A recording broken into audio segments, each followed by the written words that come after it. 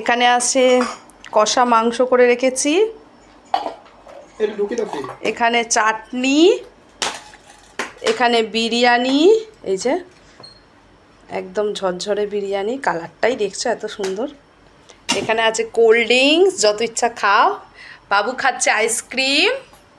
এখানে আছে fish fry, এটা বাবাইকে দিয়েছি। আজকে হচ্ছে বাংলার নববর্ষ, মানে আজকে পয়লা বৈশাখ। তাই সকালবেলা ঘুম থেকে ওঠার পর স্নান করে নিয়েছিলাম, আজকে শ্যাম্পু করেছিলাম, তারপরে কিন্তু বরের দেওয়াই নতুন নাইটিটা পরেছিলাম। পয়লা বৈশাখে প্রতি বছরই বর একটা করে নাইটি দেয় আমাকে। তারপরে দেখো প্রথমে ঠাকুর পুজো করতে চলে গেছিলাম। আর দেখো বাবাই কিন্তু মালা কিনে এনেছিল ঠাকুরের জন্য, সেগুলো পরিয়েছিলাম। আর নিচে যে ছোট ছোট ফুলগুলো দেখছো না, এগুলো কিন্তু আমাদের রাস্তার পাশে, আমাদের বাড়ির যে রাস্তা আছে তার পাশে কিন্তু গাছে ফুটেছিল, এগুলো দেখতে খুব ভালো লাগে। পুজো দেওয়া কমপ্লিট করার পর চলে এলাম রান্নাবান্না করতে।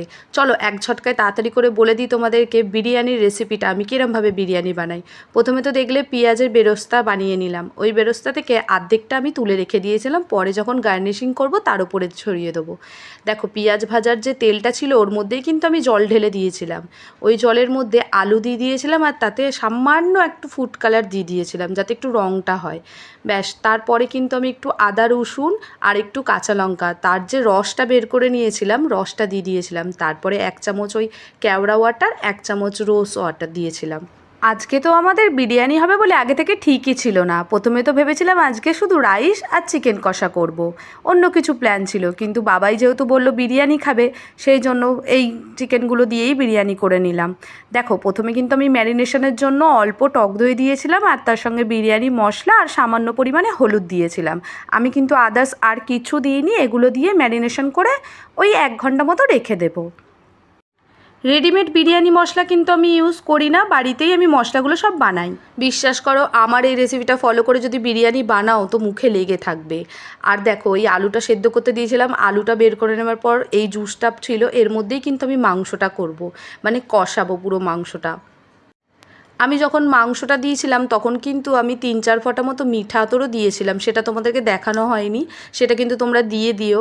আর এখানে কিন্তু যখন আমি জল গরম করছিলাম তার মধ্যে কিন্তু তেজপাতা, কয়েকটা লবঙ্গ, তারপরে এলাচ, দারচিনি আর স্টার অ্যানিস অনেক কিছু দিয়ে তার মধ্যে একটু নুন দিচ্ছিলাম। জলটা পুরো টকবক করে ফুটবে আর তখন কিন্তু চালটা তার মধ্যে তুলে দিতে হবে। আর চালটা কিন্তু আমি আগে থেকে ওই 1 ঘন্টা মতো ভিজিয়ে রেখেছিলাম। আর এই বিরিয়ানির ভাতটা করতে কিন্তু বেশি সময় লাগে না, আমার কিন্তু ওই 2-3 ফুটিয়েছিলাম তারপরে হয়ে গেছে।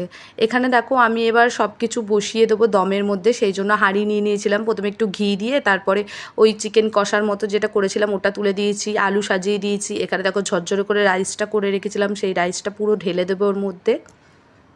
তো ভালো করে পুরো ভাতটা চারিদিকে ছড়িয়ে দেবার পর আমি কিন্তু ওই যে পেঁয়াজ বেরেস্তাটা আগে প্রথমে তুলে রেখেছিলাম না অর্ধেকটা, ওটা কিন্তু ওপরে তুলে দিলাম।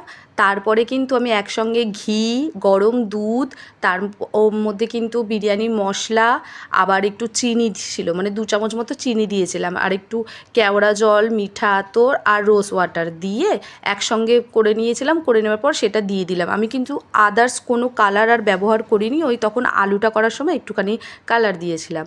এবার দেখো দমে বসিয়ে দিয়েছি চাটুর ওপর, এইভাবে 30 মিনিট মতো থাকবে। এখানে দেখো আবার 3টে ডিম সেদ্ধ করতে দিয়ে দিয়েছি, বিরিয়ানি মানেই ডিম, বাবুর জন্য ওখানে দেশি ডিম ছিল ওটা। তারপরে দেখো ফিশ ফ্রাই করব, এটা হরিণঘাটার ফিশ ফ্রাইয়ের ফ্রোজেন থাকে এটা, এটা আমি ব্লিঙ্কেট থেকে অর্ডার করেছিলাম। আমাদের যখনই কিছু এরকম ফিশ ফ্রাই বা ফিশ ফিঙ্গার খেতে ইচ্ছা করে আমরা কিন্তু ওইভাবেই অর্ডার করে খেয়ে নিই। আর এখানে দেখো সেটা আমি ফ্রাই করে নিচ্ছিলাম, এটা তো ইনস্ট্যান্ট ফুড, মানে এটা আনা মাত্রই তুমি ফ্রাই করে খেতে পারো। আর বাবাই খুব ফিশ ফ্রাই খেতে ভালোবাসে, আমিও ভালোবাসি। চলো এবার তোমাদেরকে দেখাই, সব কিছু রান্না বান্না তো কমপ্লিট, এবার খেতে দিয়ে দেবো সবাইকে। আর রান্নাবান্না করতে করতে অনেকটা সময় লেগে গেছিলো, তার মধ্যে তো বাবুর কাজ থাকে তোমরা তো জানোই, এটা আলাদা করে বলার কিছু না। আর বাবাইয়ের যেহেতু সকালের দিকে একটা কাজ ছিল সেই জন্য আমাদের দুজনেরই অনেকটাই দেরি হয়ে গেছিলো আমাদের লাঞ্চ করতে করতে। আর দেখেছো বাবু কীরকম বসে পড়েছে, ও কিন্তু কিছুই খাবে না, কিন্তু তবুও একটু একটু করে সব জিনিস ওকে দেওয়া চাই। আর ও কিন্তু স্পেশালি আইসক্রিমের জন্য বসেছে, ও কিন্তু আইসক্রিম খেতে খুব ভালোবাসে, যেই দেখেছে আইসক্রিম আছে সেই জন্য বসে পড়েছে। আজকে যেহেতু নববর্ষ তাই স্পেশাল ডিশ তো করতেই হবে, বাড়িতেই আজকে খাওয়া দাওয়ার প্ল্যানটা করলাম, বাইরে রেস্টুরেন্টে না, যা গরম পড়েছে বাইরে বেরোনো যায় না ঘর ছেড়ে। আর তোমরা তো আমার প্রতিটা ভিডিওতেই দেখো আমি যে কোনো রান্না করি বা যাই কিছু করি সবার আগে কিন্তু বাবাইকে টেস্ট করাই, মানে সবার আগে কিন্তু বাবাইকে খেতে দিই।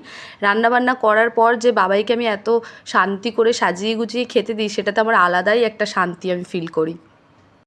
আর আমার নিজের ওপর একটু বেশিই গর্ব হয়, কারণ আমি রান্নাবান্না থেকে আরম্ভ করে সব কিছুই ভালোই পারি।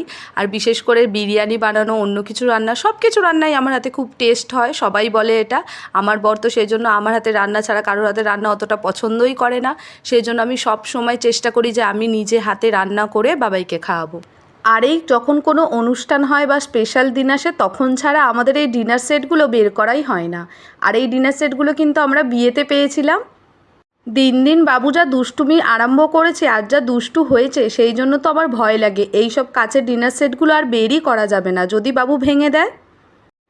শেষ পাতে মানে খাওয়া দাওয়ার শেষে কিন্তু আমার বরের একটু মিষ্টি চাই। আমার বরের জন্য আমি একেবারে ফ্রিজে কিন্তু অনেকটা করে আমের চাটনি করে রেখে দিতাম, সেই চাটনিও বাবাইকে দিয়ে দিচ্ছিলাম। বেশি তো দেবো না, কারণ বেশি মিষ্টি খাওয়া একদম শরীরের পক্ষে ভালো না, সেই জন্য সব কিছুতে আমাকে খেয়াল রাখতে হয়। আর এখানে বাবু কিন্তু টেবিলে বসে বসে খুব বিরক্ত হচ্ছিল, বাবু কিন্তু শুধুমাত্র আইসক্রিমের জন্য বসেছিল।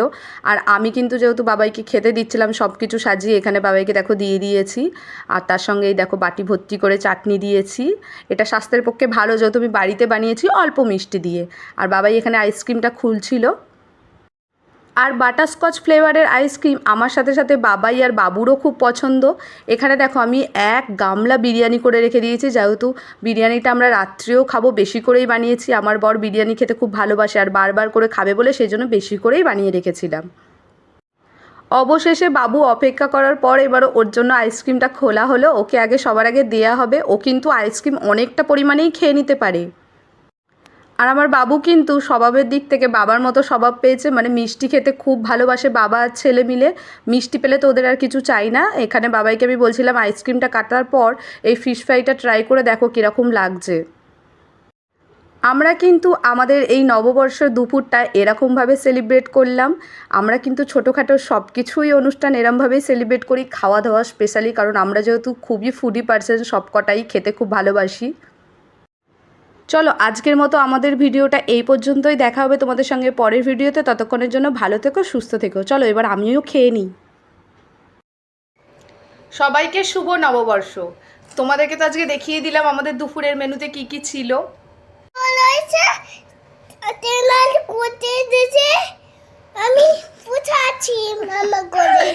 তুমি চুপ করো।